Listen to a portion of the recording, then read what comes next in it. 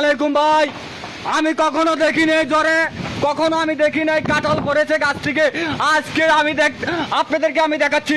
তাই কাঁঠাল মাটির নিচে তাই পড়েছে, আমাদের কাঁঠাল ছিঁড়া দেখতে পাচ্ছেন আপনারা।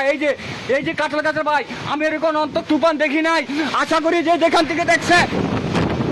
থেকে দেখছেন আমার ভিডিও লাইক কমেন্ট শেয়ার করবেন।